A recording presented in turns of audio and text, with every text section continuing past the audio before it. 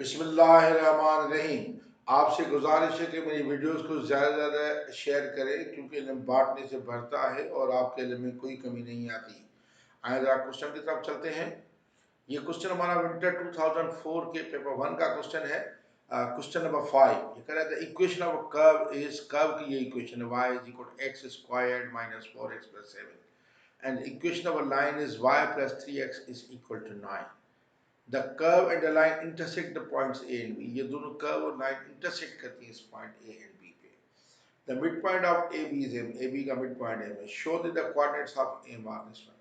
1/2, 7 whole and 1/2. 4 marks का question है.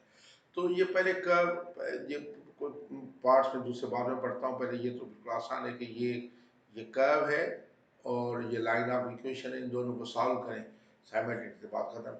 ये देखिए ये y इज इक्वल आता है x square minus 4x plus 7 equation 1, और दूसरा ये y प्लस 3x 9 है, या y आ जाएगा कितने के माइनस 3x प्लस 9 के इक्वेशन नंबर 2. इन दोनों को इक्वेट करके मैं लिख सकता हूँ कि x square minus 4x plus 7 is equal to minus 3x plus के 9. तो इन दोनों को सॉल्व करेंगे, पॉइंट्स मिलेंगे, दो पॉइंट्स मिलेंगे सी ए और बी, और उनका मिड पॉइंट साबित करना है कि ये है. तो अब देखिए इधर लेके जाए, ये हो जाएगा x square minus 4x plus के 7 माइनस के 3x प्लस के 3x हो जाएंगे, प्लस के 9 माइनस के 9 बराबर 0 के. तो हो जाएगा एक्स स्क्वायर माइनस का x और माइनस के 2 बराबर 0 के. इसके फैक्टर्स बनते हैं x माइनस 2 और x plus 1 is equal to 0 जो कर सकते हैं आप फैक्टर्स. अच्छा, अब इसका मकसद देखिए x की वैल्यू या तो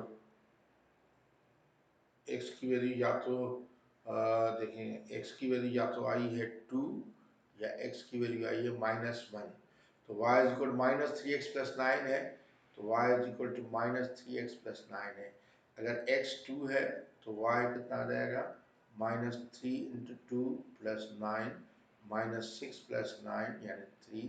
तो एक पॉइंट हमारा a जो होगा 2,3 होगा. और b देखें x इज इक्वल टू -1 है, तो y is equal to minus 3 into minus 1 plus 9. तो ये आ जाएगा 3 प्लस के 9, ये हो जाएगा 12. तो हमारा जो बी पॉइंट है वो है -1, 12. ये कह रहा है कि देखिए, ये बेसिकली देखिए क्वेश्चन ये कह रहा है कि ये एक कर्व है, ये लाइन है, ये दोनों ए बी पे इंटरसेक्ट करती है. होता है कि ए बी का जो मिड पॉइंट है वो ये है. तो हम मिड पॉइंट देखिए, इसका मालूम करेंगे. Mid point of A B, mid point of A B, A ले लेते हैं इनका दोनों का मिड पॉइंट. ये देखें, ये हो जाएगा 2 माइनस 1/2 और 3 प्लस के 12/2. तो ये आ जाएगा m 1/2 और ये हो जाएगा 15/2. देखें ये 1/2 तो वही है, 15/2 को 7 होल एंड 1/2 कर सकता हूँ. ये देखें यही मिड पॉइंट आया है कि नहीं, यही ये कह रहा था. तो देखें ये प्रूव हो गई बात, ये प्रूव, हम लिखेंगे प्रूव हुआ.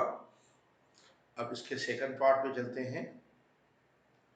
सेकंड पार्ट क्या कह रहा है, देखिए सेकंड पार्ट ये कह रहा है कि find the coordinates of point Q on the curve at which the tangent is parallel to the line y plus 3x is equal to 9. Curve ये है, लेकिन उसके वो पॉइंट मालूम करें जिस पॉइंट का टेंजेंट इसके पैरेलल है. तो देखिए ग्रेडियंट ऑफ टेंजेंट, पहले तो इसका ग्रेडियंट निकालते हैं. लाइन का y is equal 3x plus 9 का ग्रेडियंट कितना है, y plus 3x is equal to 9. तो y is equal to minus 3x plus 9.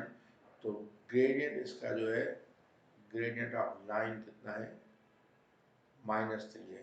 तो gradient of tangent parallel to line, gradient of tangent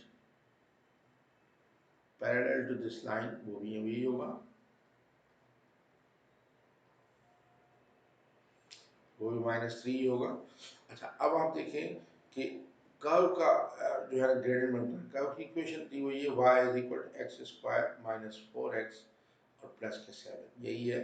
तो आप देखें इसको आप डेरिवेटिव ले लें, dy by D x is equal, क्योंकि ये डेरिवेटिव के बगैर नहीं हो सकता. इसका जो डेरिवेटिव होगा या डिफरेंशियल कोफिशिएंट होगा वही बेसिकली यानी जो टेंजेंट है उसका वो ग्रेडियंट होता है.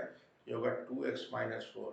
तो ये 2x माइनस 4 जो है वो कितने के बराबर होना चाहिए, -3 के बराबर होना चाहिए। तो मैं लिख सकता हूँ क्योंकि ये ग्रेडियंट -3 आया और ये वैल्यू आई है इसे कैलकुलस से, तो 2x minus 4 is equal to -3 के, तो 2x हो जाएगा -3 + 4,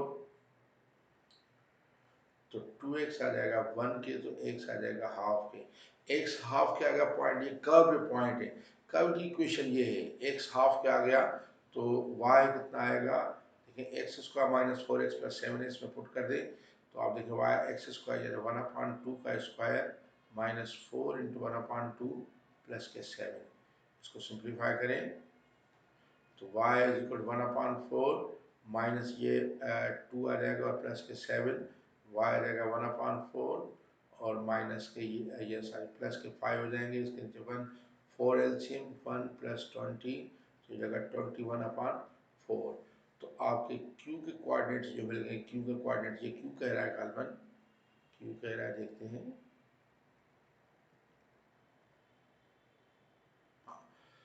Find the coordinates of the point Q on the curve at which the tangent is parallel to the line. हो गया. Find the distance MQ. फिर MQ का distance मालूम करेंगे हम लोग. तो देखें ये तो Q के कोऑर्डिनेट्स हमें कितने मिल गए, Q के कोऑर्डिनेट्स पहले x हाफ और 21/4, M के कोऑर्डिनेट्स मिले हुए हैं हमें हाफ और 7.5, 7 होल एंड हाफ बेसिकली 15/2 ही बनता है, 15/2। तो हम ये एम क्यू का डिस्टेंस मालूम करेंगे, या क्यू एम लिखते हैं या एम क्यू लिखते हैं डिस्टेंस, ये कितना होगा, ये होगा 1/2 माइनस 1/2 का होल स्क्वायर और प्लस 21/4 माइनस 15/2 का whole square under the root में। इसको सिंप्लीफाई करेंगे तो डिस्टेंस मिल जाएगा हाफ, ये तो 0 हो जाएगा, प्लस ये 4 एलसीएम होगी तो ये होगा 21 माइनस के 30/4 होल स्क्वायर अंडर रूट में, तो ये आ जाएगा -9 का स्क्वायर 81/16 अंडर रूट में, इसको करें तो ये आ जाएगा 9/4 या 2 होल एंड 1/4, ये आंसर लेते हैं या ये लेते हैं, ये आंसर।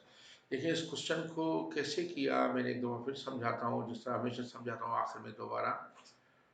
देखिए पहले तो ये कर्व है और ये लाइन है, इन दोनों का पॉइंट ऑफ इंटरसेक्शन में इनके दो आ रहे थे ए और बी, और दोनों का मिड पॉइंट वैल्यू का तो ये आ गया। फिर ये कहता है कि जो यानी टेंजेंट कर्व है, इस कर्व का टेंजेंट है जो एक पॉइंट पे वो इसके पैरेलल है, तो इसका टेंजेंट का ग्रेडियंट dy/dx से निकलेगा और इसका ग्रेडियंट इक्वेट कर दिया तो हमें एक x की वैल्यू आ गई, वो कर्व की इक्वेशन पुट की q आ गया, q आ गया, m q का डिस्टेंस हमने वैल्यू किया। Thank you very much.